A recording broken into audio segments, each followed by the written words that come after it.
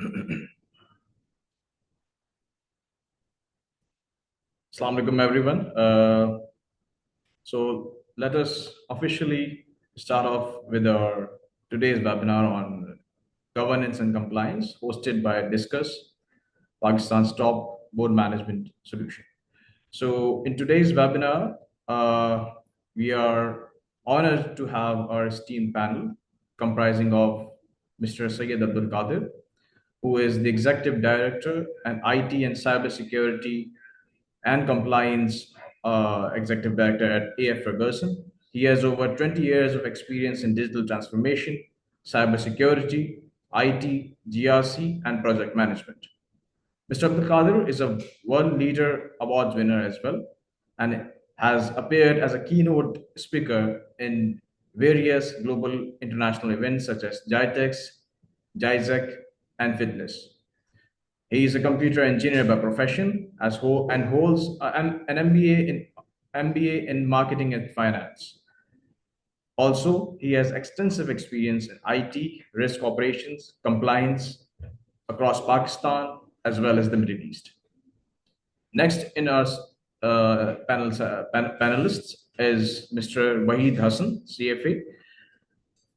He's also the CEO of ZMH Advisors, a seasoned finance professional with over 20 years of expertise in investor relations, corporate governance, financial modeling, and shareholder activism. He's also the founder of two advisory practices ranked top 10 by Bloomberg in 2019, focused on enhancing valuation through financial analysis. He has also advised more than 300 CEOs and boards on proxy campaigns and M&A deals totaling approximately $150 billion. He has specialties that includes shareholder activism, M&A, and valuation analysis. And last but not least, another very esteemed panelist, Mr. Abbas Mirza, who is an independent director on multiple boards. He's also the ex-chief compliance officer at Pakistan Stock Exchange. He holds more than 25 years of experience in leadership across various sectors such as banking, telecom, media, and capital markets. He also possesses 19 plus years of experience with C-suite, stock brokerage, investment firms, and regulatory bodies such as Pakistan Stock Exchange. He excels in financial audits, regulatory reforms, GRC, and operational leadership. His achievements include launching Pakistan's first satellite mobile phone and online stock trading platform, as well as optimizing business processes for value creation.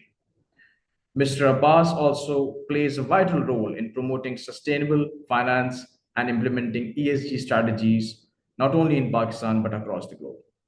So again, a very warm welcome to all of our esteemed panelists. So to begin our session, I'd like to start off by Mr. Wahid Hassan.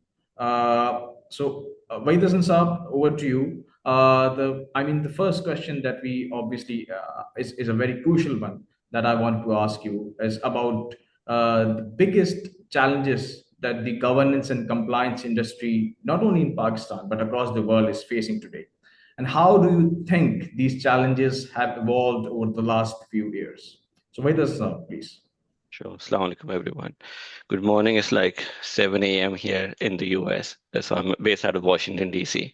I would say the biggest challenge, at least in terms of what we've seen evolve with respect to companies, is aligning governance and ESG with the board and the executive leadership team. I think that is the biggest challenge.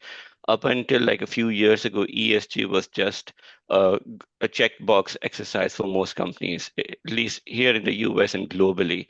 And that has significantly changed because of the regulatory pressures, whether they be here in the US or globally, like CSRD in Europe.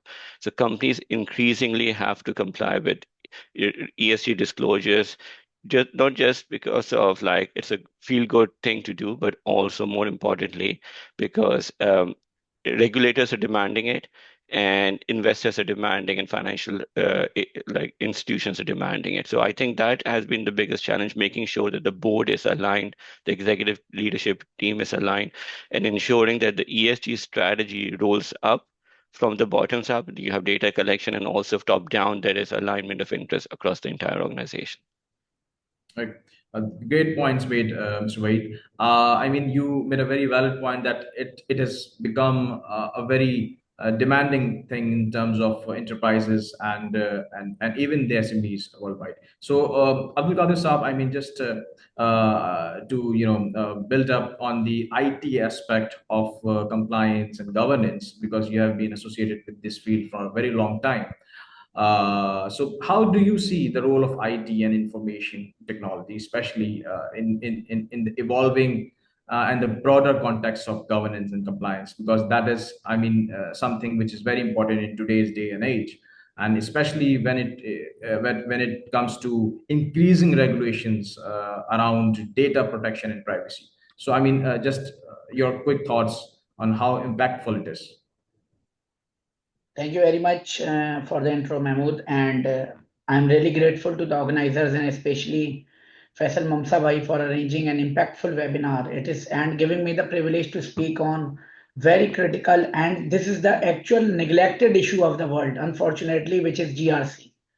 Because, and of course, for IT GRC, you said that you have to say something in short, but unfortunately, IT GRC is a humongous thing now as organizations navigate an increasingly complex and emerging technology landscape. You know, from cloud computing, IoT, AI, big data, generative AI, many other role of technology and cybersecurity. Now it is the business imperative of the world, and it is the critical component for effective governance and compliance. For example, if we are taking uh, governance related to data governance, we know that data is the new oil, intelligent information is the new currency, and it is the lifeblood of every business. And now, after AI, people called AI as the new electricity. So the more we are dependent on technology, the more we are prone to the ITGRC failure or attack. For example, we can see that the rising tide of cyber threats, it will lead to $15 trillion projected annual cost of cybercrime by 2026. And you know, ITGRC failure, what impact? It takes 20 years to build a reputation for any organization, and only one GRC failure may ruin the whole reputation. For example, CrowdStrike, the global leader in cybersecurity business, the reputation has been shattered due to ITGRC failure. The bot software update from CrowdStrike recently caused the largest IT outage or the largest business outage in the history that affect the millions of Windows system worldwide. And you know, insurer estimate the outage will has cost actually US Fortune 500 companies and cost about $5.4 billion. So coming back to the central idea of that what ITGRC, I believe that role of information security or GRC will continue to evolve towards a more strategic and integrated function within an enterprise governance and compliance framework, as Vahisab has mentioned. And it is implied on the organization to embed the overall cybersecurity practices and information security into core business process and decision making. So you have to involve aligning information security objective with overall business goal with effective, risk-based and cost-effective, while fostering a culture of IT GRC and security awareness across the organization. So I cannot stop myself while explaining these points. Absolutely, absolutely. Yeah. Also, very, very valid points made. And since Wahid Saab also spoke about, I mean, how why GNC is becoming a necessity in today's day and age, and you talked about the specific and very, I mean, dominant role of IT, because IT is involved in more or less in almost every sector in every department. So, I mean, it's now becoming a culture and a necessity, to incorporate GNC in the overall affairs of the company. So moving on to Abasa, so because he has also, been heading a major, departments of compliance and regulatory, bodies in multiple enterprises. So Abasa, over to you. So I'd like to ask, so how do you see this culture of GNC evolving globally? I mean, when it comes to, having the regulations and having the compliance, instructions incorporated in the overall aura of the company. So how do you see this happening, and what role and of technology has in transforming the overall, avenues? So Basu, over to you. Thank you very much, Mahmood, for having me here, and it's really a pleasure being with such a wonderful and wonderful panelist along with me to be on this seminar. Earlier, a couple of years ago, I would say about a decade back or maybe 5 years ago, the focus has always been on marketing, the revenue driving departments. But now, ever since that, we have been focused on AML compliance, and we see a lot of governance relating to cybersecurity. We see a lot of governance relating to the board. We see a lot of governance relating to the working of the board committees. And then the regulators have been really serious about ensuring that the compliance culture promote. Now, so all of a sudden, I would not say all of a sudden, but at present, the focus of all organization is on compliance, governance, and managing the risks. So to begin with this thing, I would say that technology has played an excellent role, and we are yet to basically take full advantage of it. AI has also come in. We have seen a lot of softwares monitoring the transaction. And there are industries like banking, I would say. In the banking sector, where we have the high turnovers, it's very hard to actually monitor each and every transaction manually or through any other semi-manually mode. So there comes the requirement of a technology where you have, you put in all the parameters, and the compliance is done, or the deviations are identified by the technology, and then you take the actions. By taking the actions, I mean, seek the explanations, or you seek the reasons why these alerts have been generated. So yes, if I've correctly understood your question, technology is evolving, and technology is going to be playing a very critical role in ensuring the compliance promotion in all the sectors. So focus of all regulators as well as the companies, may it be in the financial sector, may it be in the pharmaceutical sector or oil and gas sector. Oil and gas sector has always been very active compared to others, but even in the oil and gas sector, they have come up with so many regulatory requirements and obligations for their regulated entities, licensed entities, that not only companies are focusing on the revenue generation, but also focusing on the governance structure, having a very robust governing structure in place, and serving the community also. It's not just about the making revenues. It's more about the responsibility towards the society, towards the people, towards the climate. So if Right. I've sufficiently responded to your question. Absolutely. Thank you so much, Abasa, for the valuable insights.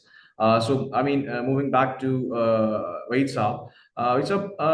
Taking the points forward that the two panelists also made with regards to the culture and the incorporation of IT in terms of the GNC sector. So I'd like to ask, what specific practices, you think should be should the companies and the bodies, not only in Pakistan but globally, adopt to make a more resilient and adaptive governance framework? And when we talk about adaptive and resilient, I think ESG is another very important aspect of the overall thing that we are, the subject of the matter that we are here discussing. So, Wahid Saab, please, your valuable points on this. Yeah, thanks. That's a very broad question to answer. Just to Abdul Qadir mentioned CrowdStrike. So interestingly, CrowdStrike is a client of ZMH. We've been advising them for the past 3 years. We work with a number of global companies and we help them with the ESG practices. One of the things we do for CrowdStrike is help them engage with the largest investors globally on how to communicate this whole incident and the impact of incident on company and global clients. So, and that's in the interest of full disclosure. So essentially, I think going back to your question, the governance structures that work, if you think about like the best practices for this kind of like for ESG, the best practice is someone at the board should be like there should be a board level committee. I'm not sure how it's structured back in Pakistan, but at least globally, the best practice is you should have a board committee. Usually, it's the audit committee that is also responsible for ESG disclosures. Increasing, like we work with a number of PE funds, and many of the PE funds also demand the portfolio companies to have a board member directly responsible for ESG governance within the organization. So if starting from the top, that is how it's structured. Then you have the ESG steering committee, which includes the management team. Usually the CEO, the CFO, and the heads of various departments are part of the steering committee. And then it goes down to individual department heads. So you need let's say, the project managers, like facility managers, and all these people sort of roll up into this ESG leadership committee and then the board level committee. So if you think about this structure, that is how it's structured. Increasingly, companies are also aligning executive compensation with ESG metrics. So, for instance, it could be about diversity, like you need to have X number of diverse female managers within the organization. So, aligning, coming up with like benchmarks as to what the company wants to accomplish and achieve over the next few years, and aligning executive compensation and CEO compensation with it is also something that is important. So I think, and then like Abdul Qadir also mentioned about the data side of it. So we have partnership with a number of ESG like AI powered data platforms like Nuvisto, Hydras, and a bunch of others. So ESG data collection and using tools to collect ESG data across the organization is really critical. Like people still use Excel files to collect all the ESG data. That I think the days of Excel files will be over fairly soon, and people will have to use a platform to collect ESG data, because if you think about the business imperative of why do you want to collect ESG data, increasingly, especially if you're an exporter, right? You're an exporter from Pakistan or anyone, if you have clients in Europe, you have, as part of the supply chain ESG sort of framework, you need to disclose these metrics. You need to disclose your carbon footprint. You need to just show what is the diversity within your organization. And you cannot manage this in Excel. You need to have a platform where you collect this data, and the data should be auditable. Increasingly, end customers like all the OEMs and all the major customers are sending auditors to the suppliers to check if the data is accurate or not, if they're collecting the data correctly or not. So there is a huge ecosystem behind the scene in terms of how data is collected using technology or tools. How do you ensure the validity of the data? Who's inputting data into the system? Because it's garbage in, garbage out. If you put in the wrong data, you'll get the wrong output, and that output means nothing to anyone. And then the whole supply chain ecosystem, like how do you answer questionnaires that you're getting from your end customer? So it has a business imperative. There's a long-winded answer to your question, but hopefully like it addresses some of the key issues that you wanted to answer. Absolutely, absolutely. Vaisab, I mean, you mentioned a very important aspect of the entire exercise for GNC and compliance and everything, which is data. Big data is, part and parcel of today's society, and we see it, in almost everywhere, and even in the AI. So, I mean, when we speak about big data and data analysis and, how to utilize it in terms of GNC and ESG, So another very pressing issue is the security of that data. So so just to have a very valuable input on the cyber security when it comes to GNC and the threats that we have in terms of data, I'd like to ask question to Mr. Abdul Qadir. So Abdul Qadir Saab, just tell us. I mean, how can organization ensure that their corporate governance and compliance strategies align with the robust information security practices, especially when it comes to the GRC roadmap? So Abdul Qadir Saab, please, over to you. Okay, so I just elaborate my fellow panelists, esteemed panelists, regarding because they were the most like powerful people to have implemented corporate level of governance. Corporate governance, risk and compliance. Vaisab has mentioned multiple factors, and Abbas has mentioned mainly related to the ESG factors and all. So I would mainly divert it towards the technology related GRC matter of the corporate. Like, because when the companies that fail to protect the personal data for IT GRC and do not comply with the data privacy regulation, they are really risking for the financial penalties. It may have a risk of operational inefficiencies, intervention by the regulators, and most importantly, for example, permanent loss of customer trust. For example, if I say some stats related to RSA data security and privacy survey, 54% of the organizations care most about the security and privacy of the customer data. It means 46% of the organization are still not caring about the enforcing of the data. From the user side, 50 to 60% of the people are feeling and concerned about their personally identifiable information, about medical information, and about their contact information. But the huge numbers are still not abiding by the laws of the ITGRC and alignment with the corporate governance.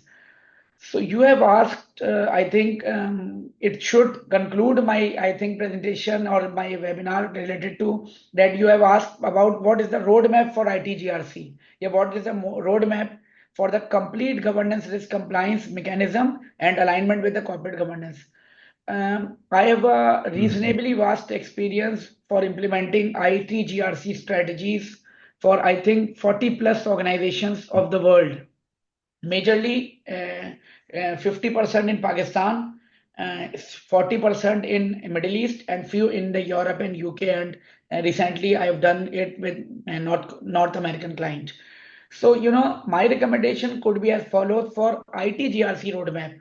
And of course, every IT professional or cyber professional or GRC professional may add some value in it. But as my experience, first of all, as mentioned by Wahid Saab and Abbas, that you have to establish any type of GRC or governance or strategy that has to be aligned with enterprise governance and with the input of all stakeholders, not from boards, not from management, but towards the technical resources.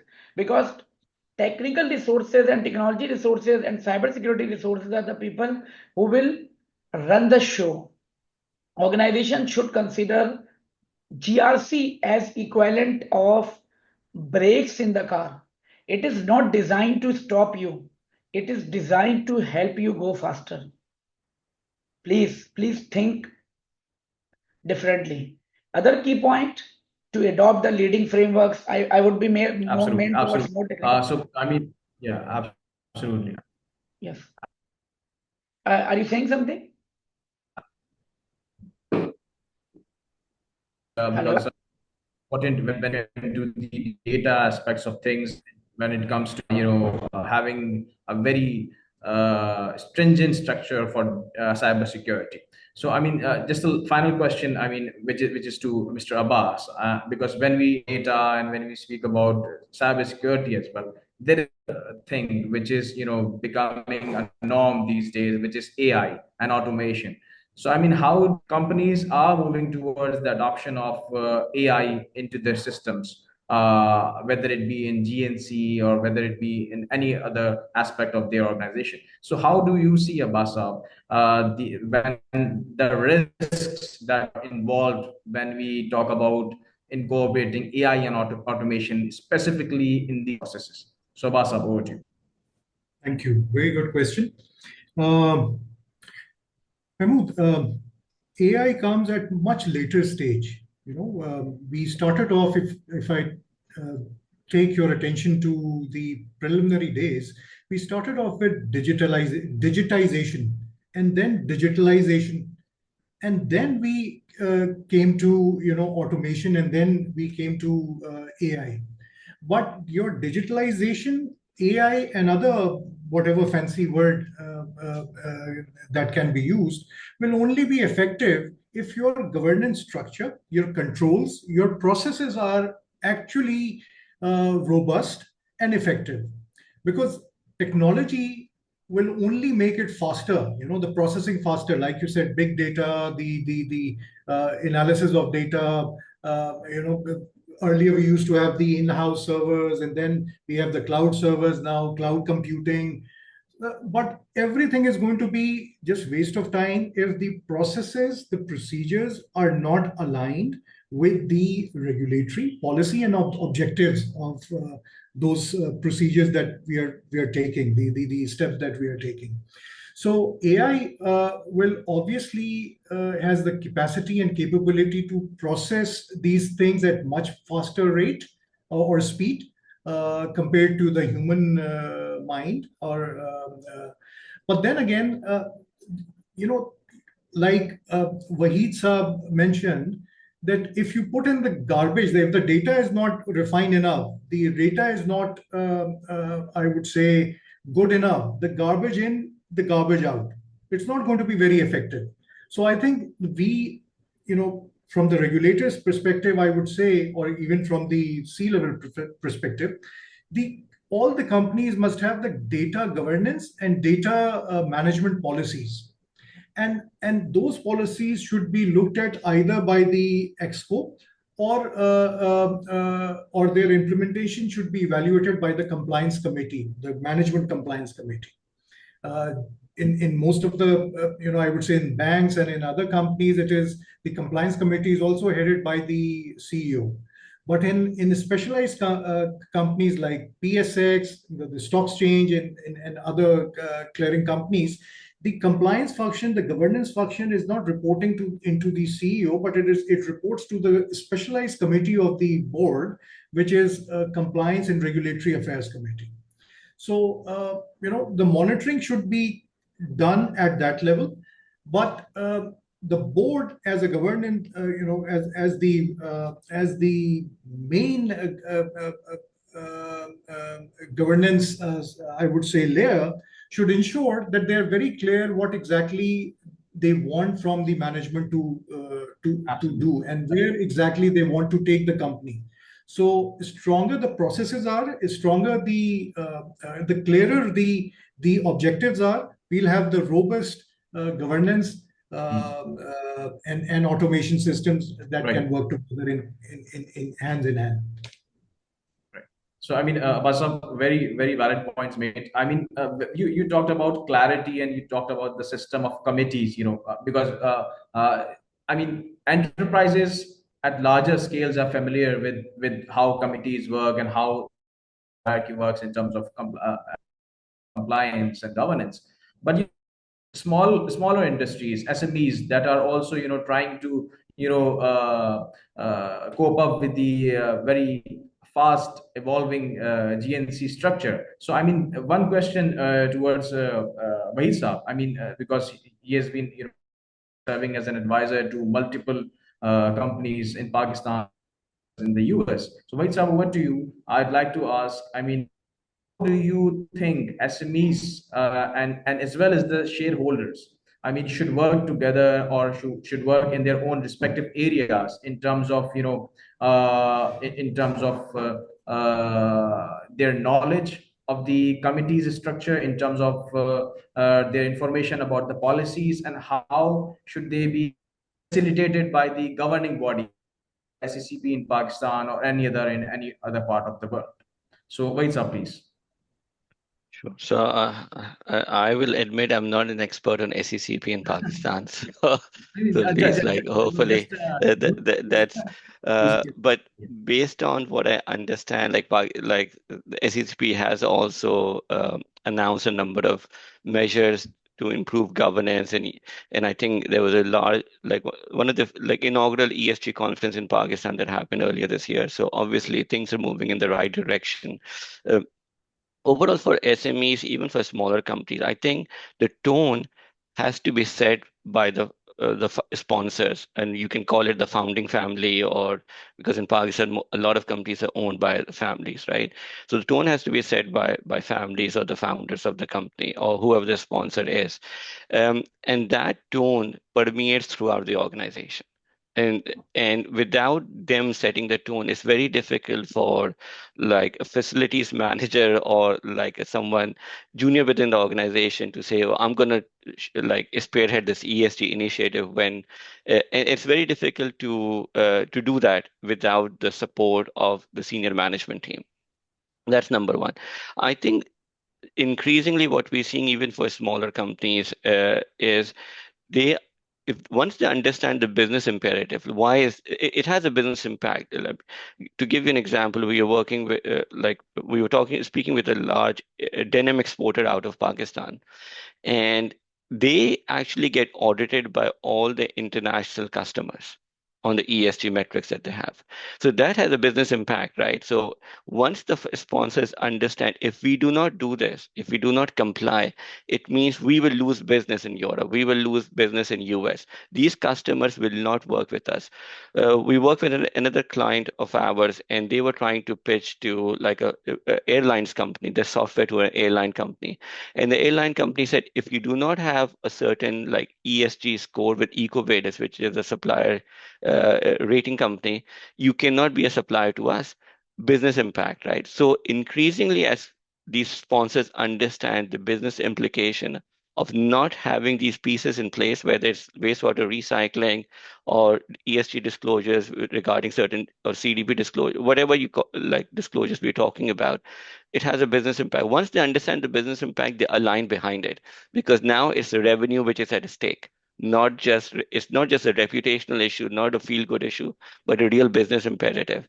And I think that is, at least from our vantage point, where we see the growth coming in the marketplace.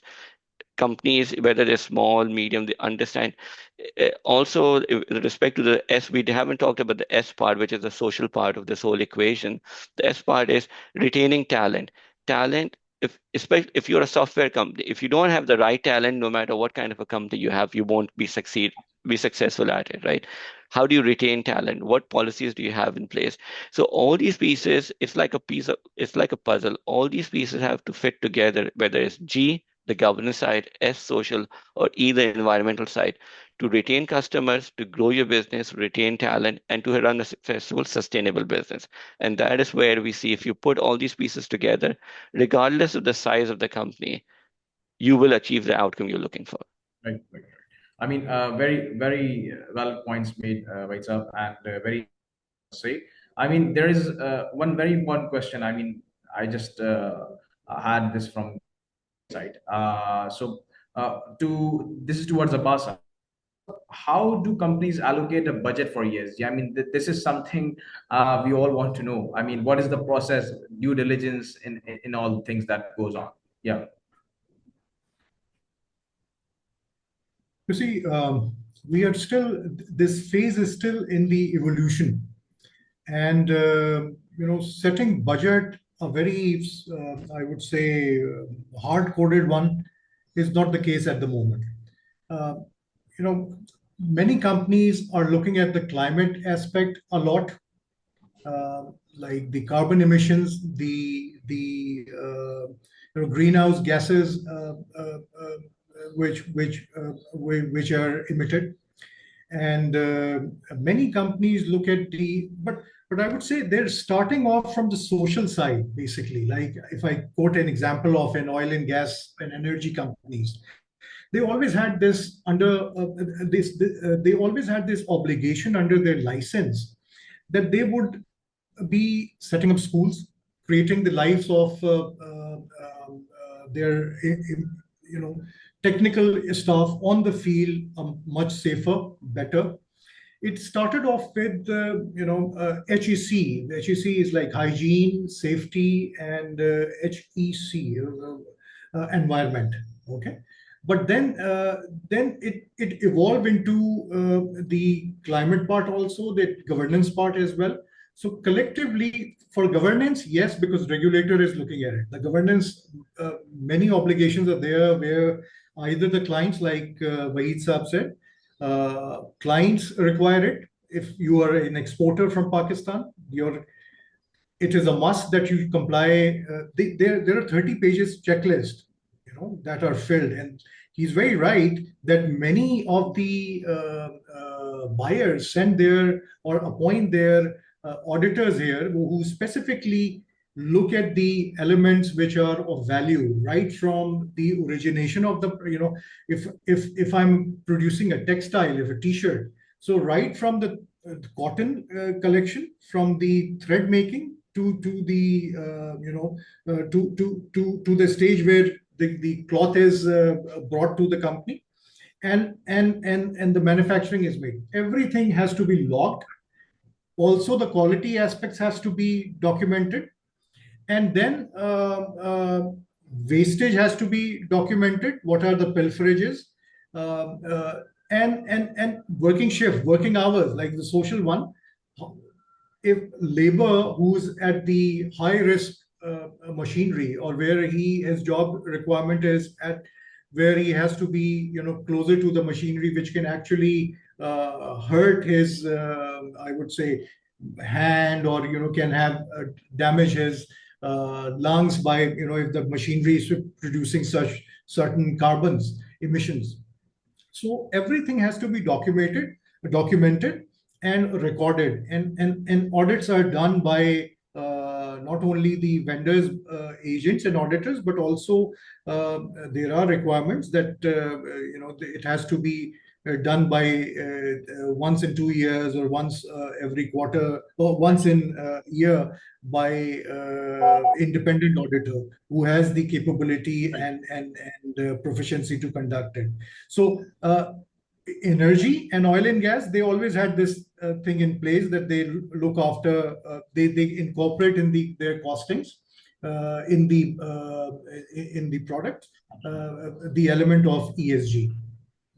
So I mean, Abbas, you made very important points when it comes to the regulators, and how important it is. How are the subject matters important in terms of outlining a budget, or a policy on part of the regulators. So a quick question towards Abdul Qadir Saab. I mean, this one is from the audience. So Qadir Saab, people want to know how regulators earlier that companies find out ways in terms of ensuring the cybersecurity. Obviously, it is an essential part of the overall infrastructure when it comes to GNC and IT. So how are regulators switching to cybersecurity in terms of GNC? Qadir sir, please. Okay, that's great point. This question I would correlate with the matters discussed by Wahid Saab and Abbas. That GRC is a business imperative now, and IT GRC should also be business imperative, because it is implied for all the organizations. And for example, if the ESG or carbon footprint minimization is a corporate objective, then ITGRC, how can ITGRC will help?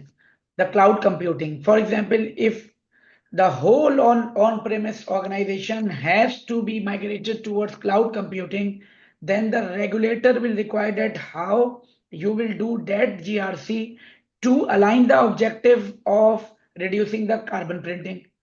So there are multiple factors. For example, regulators in the world, not in Pakistan, not in everyone, requires 7 to 8 major components which need which is required for any corporate organization, even for any state level family governed organization. Number one, which Abbas mentioned, that tone at the top is very necessary. If you want, if governance is required in Pakistan, or the good court of law or rule of law should be implemented, what is required? Corporate governance. What is required in Pakistan? Governance, rule of law. So governance is required, same for ITGRCs. Of course, for ITGRC, there are multiple leading standards like COBIT, 38500, 27001, NIST. As someone has also mentioned about data discovery, data governance, it is also very critical, because you cannot implement all ITGRC control for all the elements. You have to classify your information, and you have to implement ITGRC control only on your crown jewels, which are critical for you. Also, for regulator requirement, because there are almost 10 to 12 cyber heists in the world only in the last year, biggest cyber heist, which is not due to the organization issue or organization internal control failure, but due to the supply chain failure of the third party. So you Right. can imagine, for example, as I discussed about the CrowdStrike incident, CrowdStrike was not the failure of the organization, but CrowdStrike is the failure of the whole supply chain. So you have to do proper cybersecurity drill, IT GRC drill, proper incident response mechanism for GRC, proper comprehensive patch management problem, proper, for example, identity and access management is also very necessary, because if there is no proper data governance, identity management, then you will be failed.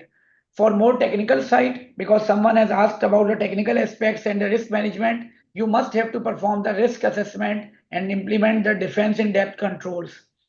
Automated solutions, SIEMs, security incident management solution, security event management, performance monitoring, monitoring alerts, and most importantly, regular IT, GRC, and cyber security awareness from top to bottom. Because people are the weakest link in the IT GRC chain. According to IBM data breach report, 60% of the world's data breaches were caused by human stupidity, for which no patch has been developed. Absolutely. And last but not least, mainly for, if you can try to retain your IT GRC resources, not only for IT GRC, corporate GRC resources, because there is a huge shortage of GRC resources across the globe.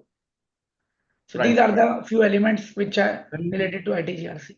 very important points, Mr. Abdul Qadir. I mean, just before I move towards the audience for their questions and everything, just one more question, Wahid Saab, because Abdul Qadir Saab made very important points when it comes to risk assessment. He talked about supply chain as well as incident response.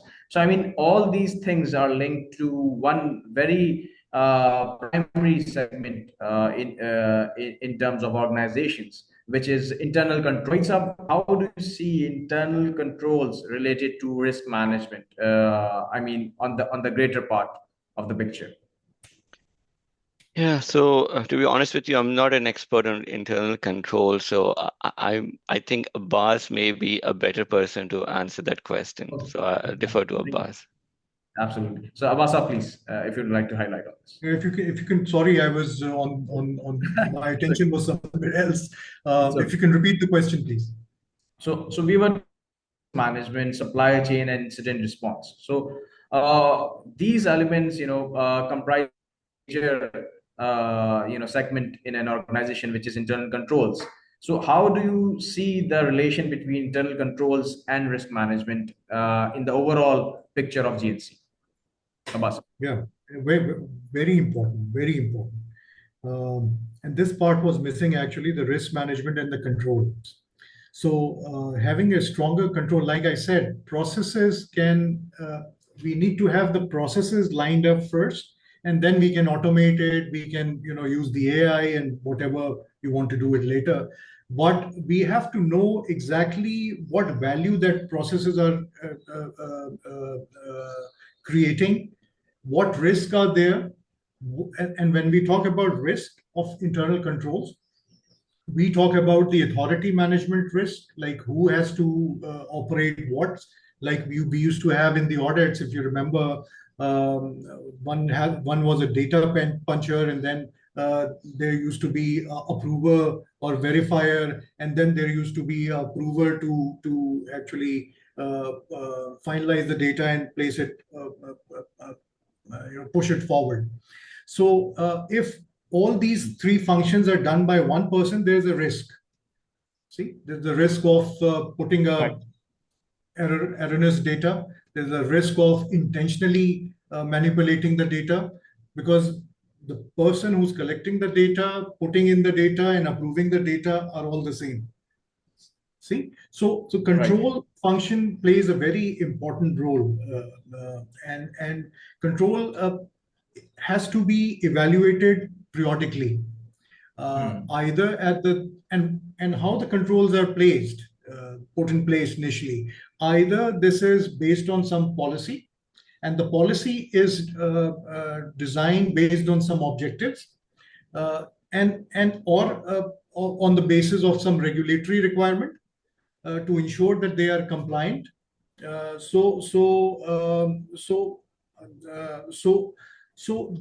Control has to be evaluated ideally every year or 2 years, or as and when the new policy or the regulations comes in. By evaluation and running the gap analysis of the practices, procedures, as well as and comparing it with the policies and regulations, and the approved SOPs. When the gap is there, we identify we try to identify the reasons, we identify the implications of the gap, and then we see how can we bridge the gap. Is the gap really required to be bridged? Is it due to, is the deviation is due to the redundancy of a process, certain process or certain requirement, or is it because of the change? So mostly it is either because of the change or because of the redundant, just a checkbox exercise. Somebody told that it has to be done, and and the other person is with. So every 2 years for sure, and as in when the policy and the regulation changes, the control has to be evaluated. Absolutely. I mean, very, very comprehensively explained, Basab. I mean, because luckily you have just answered two or three questions from the audience as well in your reply. I mean, was how the leadership role in in terms of ensuring the compliance, and what are the SOPs that must be followed. And I think you shed light on each and every point of it. So I mean, I'm sorry, one more thing which is very important.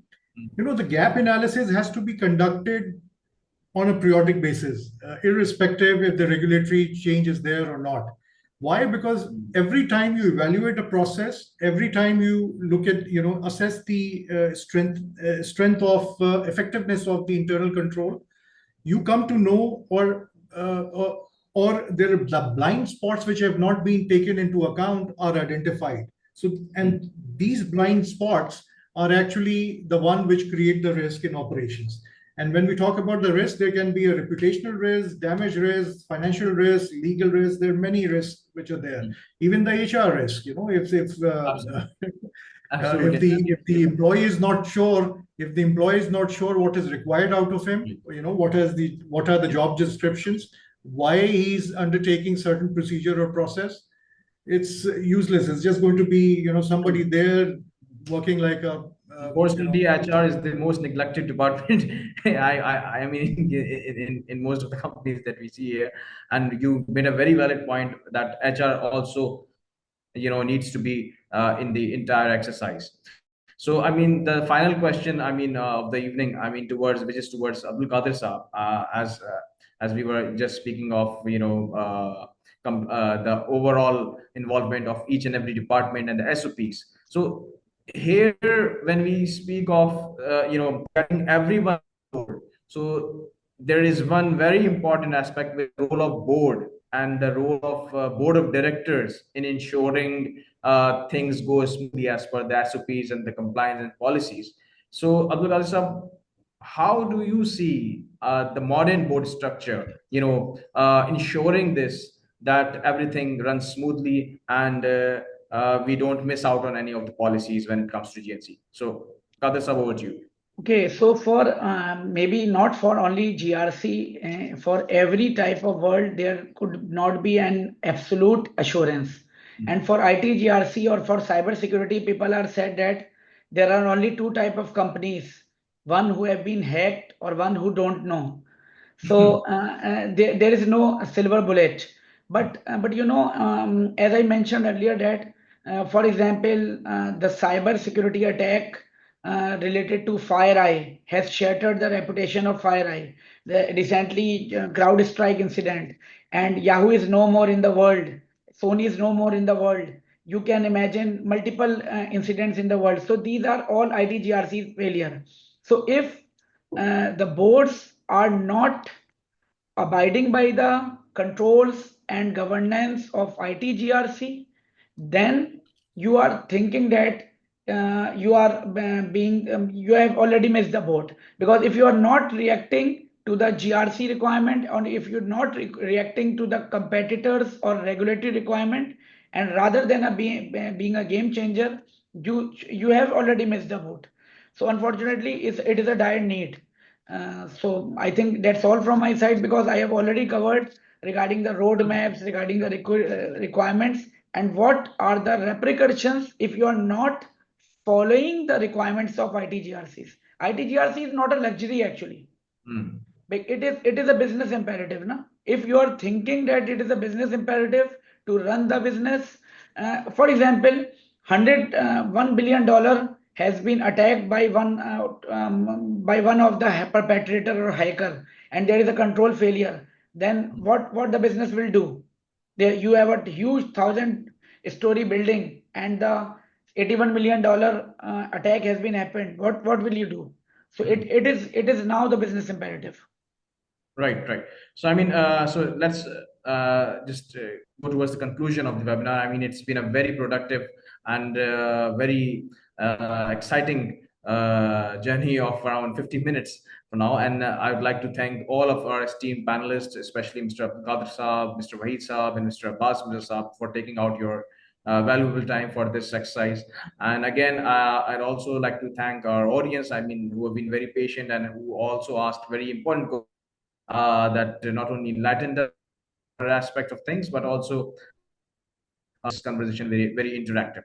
So I mean, thank you so much again. And this is Sheikh Mahmood, I mean, the host of the webinar, signing off from now.